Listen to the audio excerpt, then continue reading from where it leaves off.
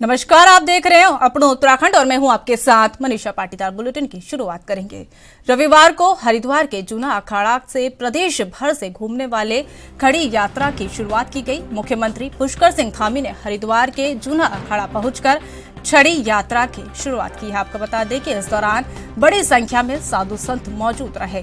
जूना अखाड़ा की ओर से प्रदेश भर के सभी प्रमुख स्थानों पर भ्रमण के लिए यह छठी यात्रा शुरू की गई है। मुख्यमंत्री ने कहा कि छठी यात्रा से प्रदेश भर में भ्रमण कर पलायन रोकने को लेकर सकारात्मक संदेश देगी। वहीं जूना अखाड़ा से पहले मुख्यमंत्री ने हरिद्वार के जगत गुरु आश्रम पहुंचकर शंकराचार्य स्वामी राजराजेश्वर आश्रम से भी मुलाकात की और इस दौरान बीजेपी नेता भी उनके साथ मौजूद रहे।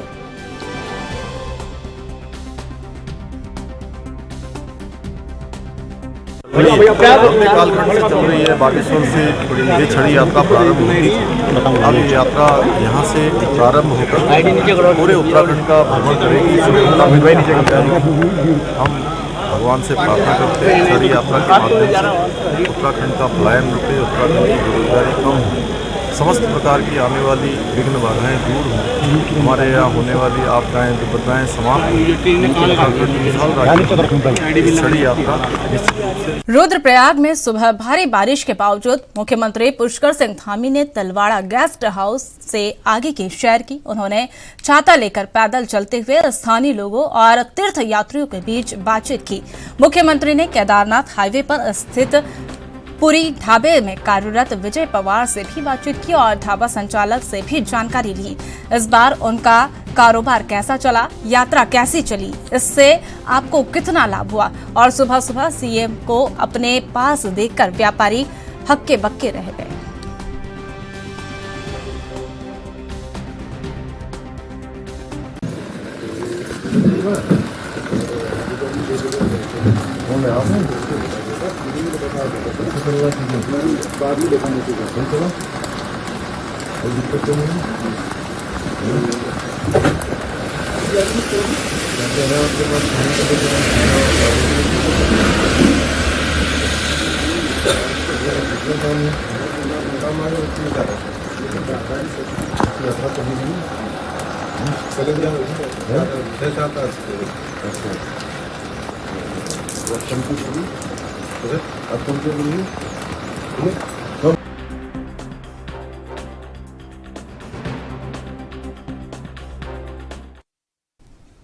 उत्तराखंड के मुख्यमंत्री पुष्कर सिंह धामी ने GMVN तलवाड़ा में जनपद के जिला पंचायत सदस्यों, क्षेत्र पंचायत सदस्य, ग्राम प्रधान, सभासदों और विभिन्न जनप्रतिनिधियों से संवाद किया। इस दौरान मुख्यमंत्री ने कहा कि हम सभी जनप्रतिनिधि जनता के प्रति जिम्मेदार लोग हैं। सबका दायित्व है अपने कर्तव्यों का निर्वहन पूर्ण मनोयोग से करें। उन्होंने कहा कि हमारा उद्देश्य ये होना चाहिए कि मिलकर विकास के लक्ष्य को आगे बढ़ाएं।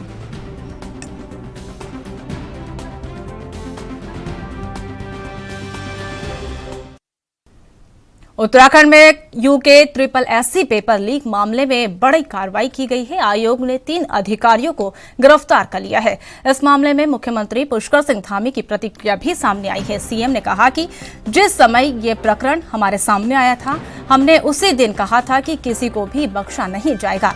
जब तक सभी आरोपी पकड़े नहीं जाते तब तक कार्रवाई जारी रहेगी। जो भी अपराधी होगा वो जेल में होगा।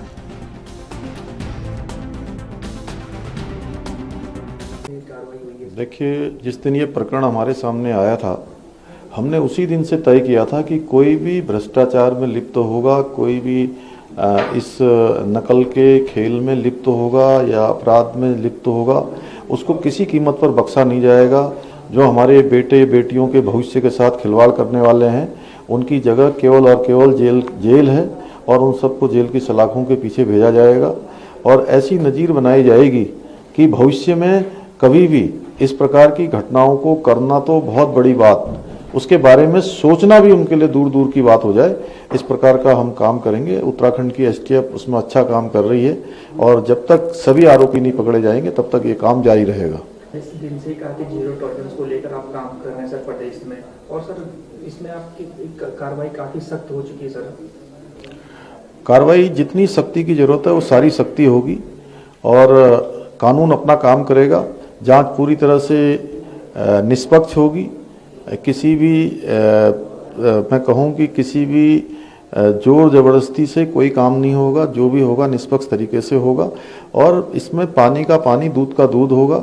जो भी अपराध उत्तराखंड कांग्रेस की अंदरूनी कलह अब सार्वजनिक होने लगी है। आपको बता दें कि उत्तराखंड में कांग्रेस के शीर्ष नेताओं में लगातार टकराव देखने को मिल रहा है। अब प्रतिम सिंह और करण मेहरा के बीच जुबानी जंग जो है शुरू हो चुकी है।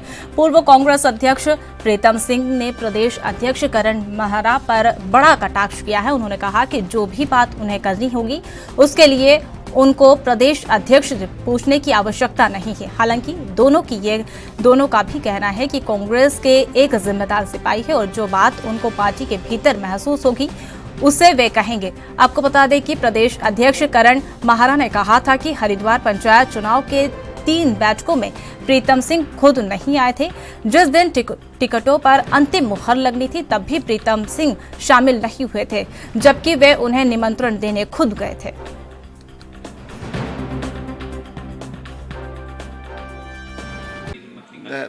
मैं प्रदेश अध्यक्ष से कहना चाहता हूँ। वैसे मैंने प्रदेश अध्यक्ष के परिप्रेक्ष्य में कुछ कहा नहीं, लेकिन प्रभारी के परिप्रेक्ष्य में मैं क्या कहूँ क्या नहीं कहूँ उसके लिए मुझे प्रदेश अध्यक्ष को पूछने की आवश्यकता नहीं है।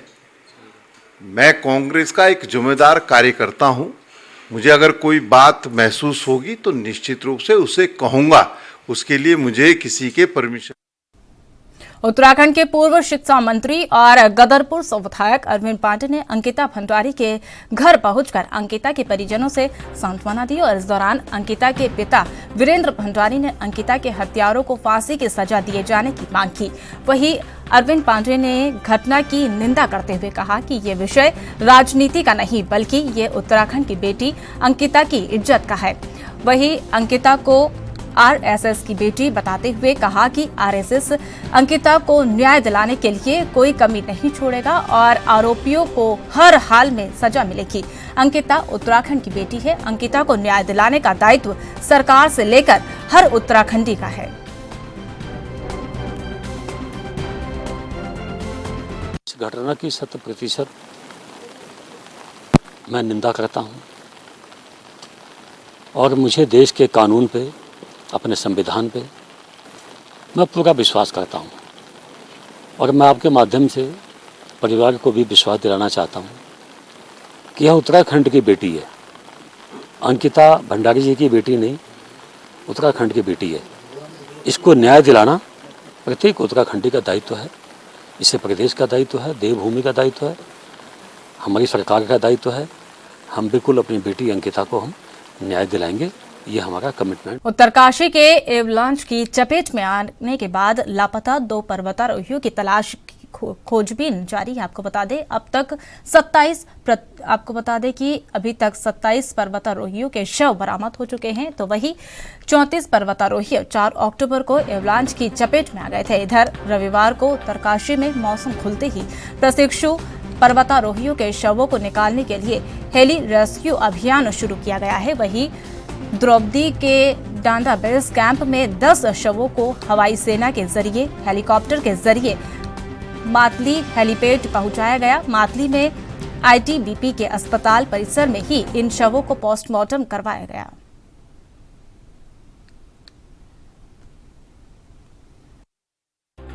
जी, जो ये इंसिडेंट हुआ है इसमें आज भी एयरफोर्स के द्वारा बॉडीज़ को ट्रांसफ़र किया गया है।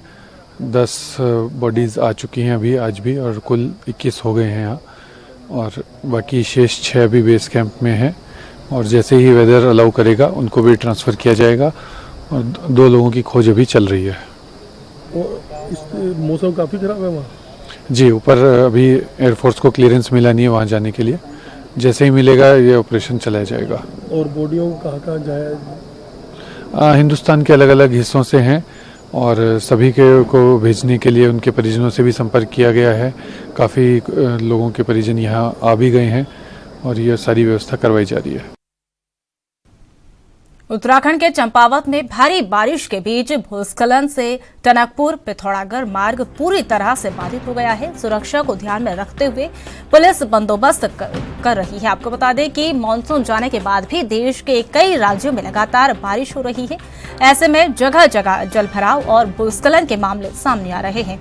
वहीं चंपावत में भी भारी बारिश के बीच भूस्खलन से टनकपुर पिथौरागढ़ मार्ग पूरी तरह से ठप हो गया है और घंटों जाम लगा है। फिलहाल मलबा हटाने का कार्य जारी है। जैसे ही रास्ता साफ होगा, जाम से निजात मिल जाएगा।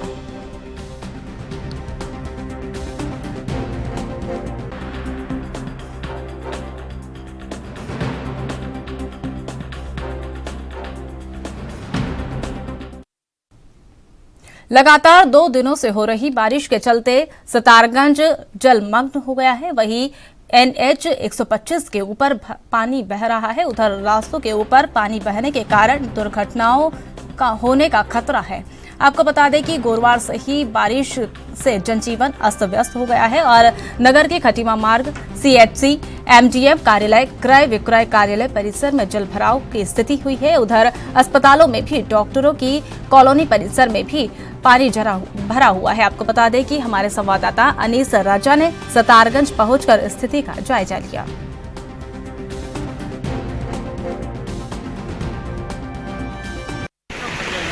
लगातार 2 दिन से बरसात हो रहे के कारण जल भराव की स्थिति काफ़ी बढ़ गई है। यहाँ सितारगंज में देख सकते हैं आप NH 25 है। यहाँ पे NH 25 पे भी लगभग 10 इंची पानी ऊँचा चल रहा है। जो यहाँ पे देख रहे हैं बराबर में NH 25 है। वहाँ पर हम अपने सहयोगी से कहेंगे जरा रोड पे को जो NH 25 है पानी चल रहा है उस पर को जरा कैमरा घुमाएंगे।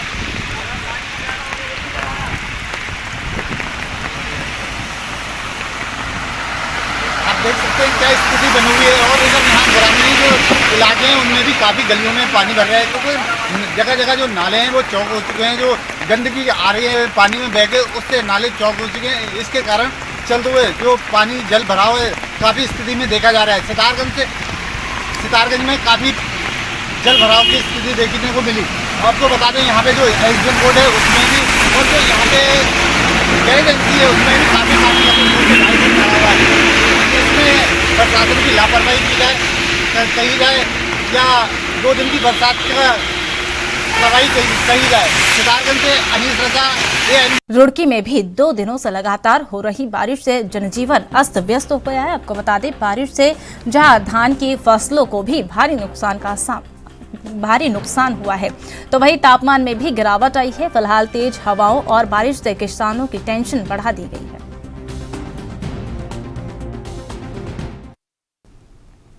लक्सर में बारिश का असर आपको देखने को मिल रहा है। बारिश से एक बार फिर किसानों की आफत बनकर टूटी हुई है। इस बार किसानों की खड़ी हुई लहलहाती धान की फसल बारिश से की भेंट चढ़ गई है। किसानों को भी जहां इस फसल के मुनाफे की उम्मीद थी, तो वहीं इस बार भी बारिश ने उनकी सारी उम्मीदों पर पानी फेर दिया।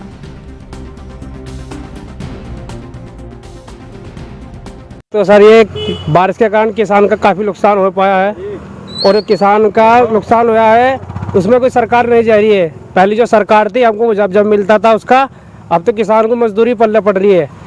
बहुत काफ़ी नुकसान है। बारिश से बहुत नुकसान है। गन्ने की पैदावार में कुछ नहीं है।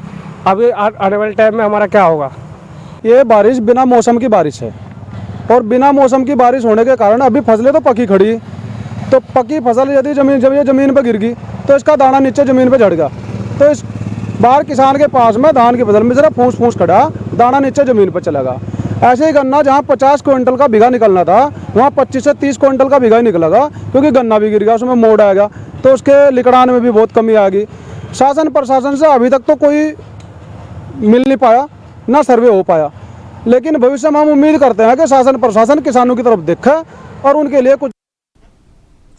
भारी बर्फबारी के चलते हेमकुंड साहिब की यात्रा रोक दी गई है। आपको बता दें मौसम खुलने के बाद से यात्रा को फिर से शुरू की जाएगी।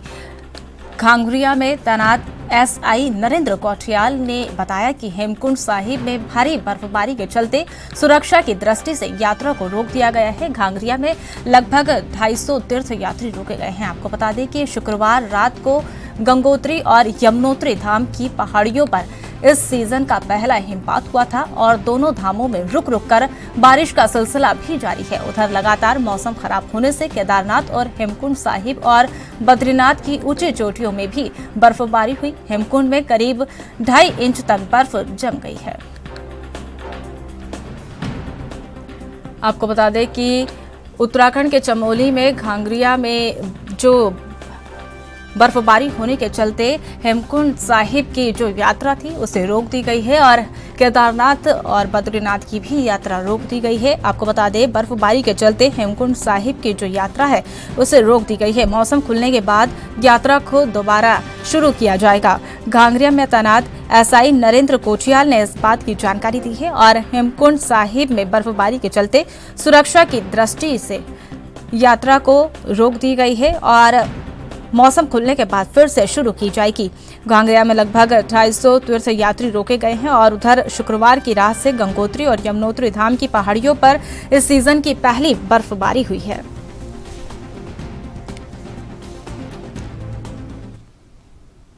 ईद मिलादुन्नबी पर्व का रामनगर में अकीदत, मोहम्मद शान और शौकत के साथ बड़ी ही धूमधाम से मनाया गया। वहीं रामनगर के भवानीगंज में जुलूस की शुरुआत करते हुए शहर की गलियों और मार्केट से जुलूस निकाला गया है। आपको बता दें रामनगर की जामा मस्जिद पर इसका समापन किया गया है। वहीं मिलादुन्नबी हजरत मोहम्मद साहिब के जन्मदिन के रूप में मनाया जाता है। शहर के इमाम गुलाब आपको बता दें कि नईम साहब ने इस पर्व के बारे में जानकारी देते हुए बताया कि इस दिन हमारे हजरत मोहम्मद साहब की पैदाइश का दिन है। गुरूस मोहम्मदी हमारे पैगंबर जनाब मुहम्मद रसूलुल्लाह सल्लल्लाहु अलैहि वसल्लम की जन्मदिन उनकी यौम पैदाइश की वजह से निकाला जाता है और सदियों से निकाला जाता रहा है और इंशाअल्लाह जब तक इस दुनिया में इंसानी आबादी है इंशाअल्लाह ये निकाला जाता रहेगा। आज का दिन न सिर्फ हमारे लिए बल्कि पूरी इंसानियत के लिए रहमत और खुशियों का दिन है, क्योंकि इसी दिन वो पैगंबर पैदा हुए जिन्होंने ख़ास तौर पर उन लोगों को जिन्हें सोसाइटी और समाज में जीने का कोई अधिकार नहीं था, जिनके अपने ह्यूमन राइट्स नहीं थे, मेरे आका ने उन सबको ह्यूमन राइट्स दिए।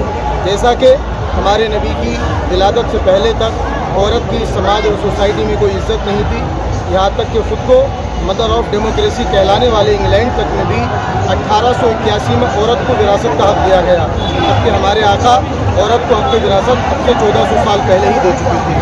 इस लिहाज से आज का दिन सिर्फ मुसलमानों के लिए नहीं बल्कि पूरी इंसानियत के लिए खुशी और मसरत का दिन है और इस मौके पर हम तमाम रामनगर वालों को, तमाम उत्तराखंड वालों को और अपने हिंदुस्तान में बसने वाले हर भारतवासी को अपने पैगंबर के जन्म दिवस के इस प्यारे मौके पर मुबारकबाद पेश करते हैं। अल्लाह ताला इसकी बरकतों से हमारे मुल्क को फैज़ याफ्ता करे। इस मौके पर मेरा पैगाम यही है कि हमारे आका सल्लल्लाहु ताला अलैहि वसल्लम एक आइडियल सोसाइटी की। सितारगंज में तेज बरसात के बाद भी मुस्लिम समाज के लोगों की ओर से शहर में जुलूस ए मोहम्मदी निकाला गया। आपको बता दें जुलूस ए मोहम्मदी में क्षेत्र के मुस्लिम समाज के लोग शामिल हुए। उधर शहर में सरकार की आदम मरभा अदाएं गुजरती रही। आपको बता दें कि पैगंबर मोहम्मद साहब के जन्मदिन को मुस्लिम समाज के लोगों द्वारा 12वीं शरीफ के रूप में बड़े ही उत्साह और अकीदत के साथ मनाया गया।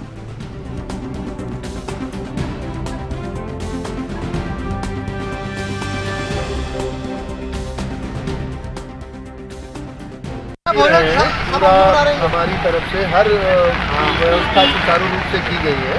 हर चौराहे पर हमने अपना पुलिस बल लगाया हुआ है। जुलूस के आगे, जुलूस के पीछे, जुलूस के बाएं दाहिने हर तरफ हमारा पुलिस बल चल रहा है। मैं स्वयं भी यहाँ पर आपके सामने हूँ। तो पुलिस की तरफ से जुलूस के लिए हर संभव व्यवस्था की गई है। ये जुलूस शांतिपूर्वक और सद्भावनापूर्वक यहाँ से सुचारू रूप से संपन्न कराया। सल्लल्लाहु अलैहि वसल्लम की यौम पैदाइश का दिन है। यौम पैदाइश के दिन में आज हम सब लोग मुस्लिम समाज के लोग जितने भी हैं आज सितारगंज शहर में जुलूस मोहम्मदी निकाल रहे हैं, जिनकी यादगार में हर साल लालकुआ में तेज बरसात के बाद भी मुस्लिम समाज के लोगों की ओर से शहर में जुलूस ए मोहम्मदी निकाला गया। वहीं जुलूस ए मोहम्मदी में क्षेत्र के मुस्लिम समाज के लोगों ने भारी तादाद में शिरकत की। इस दौरान शहर के आपको बता दें कि शहर के सरकार की ओर से आमद मरहबा के नाम से गूंजता रहा।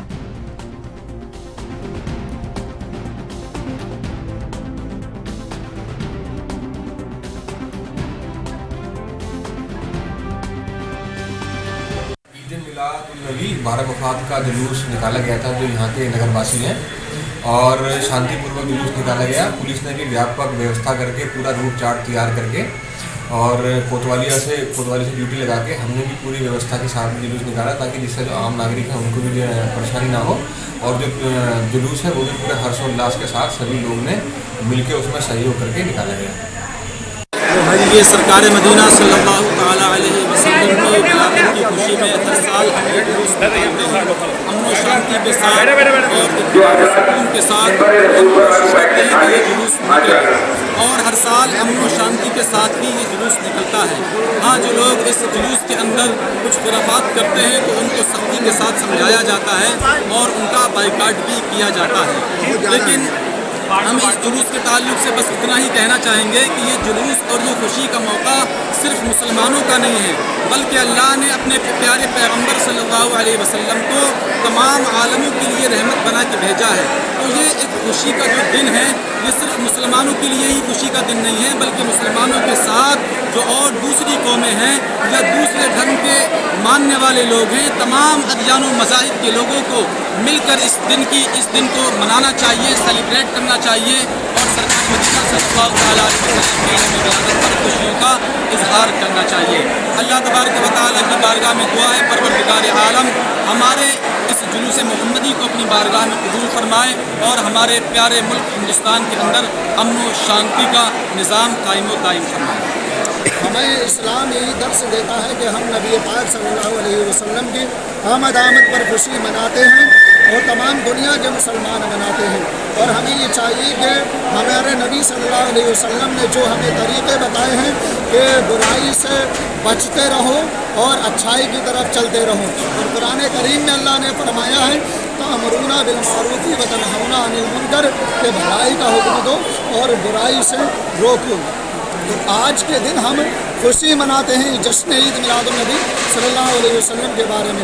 मैं तमाम ही लाल कुएं की सुन्नी अवाम से गुजारिश करता हूँ और उनका तहे दिल से मैं ये शुक्रिया अदा करता हूँ कि वो इस जश्न ईद मिलादुन नबी सल्लल्लाहु अलैहि वसल्लम में हाजिर हुए और माशाल्लाह प्रशासन ने भी हमारा पूरी तरीके से ख्याल रखा, पूरी तरीके से उन्होंने किसी तरीके की हमें कोई परेशानी नहीं आई। तमाम इस बारिश के अंदर भी हमने बहुत अच्छे तरीके से जश्न ईद मिलादुन नबी मनाया।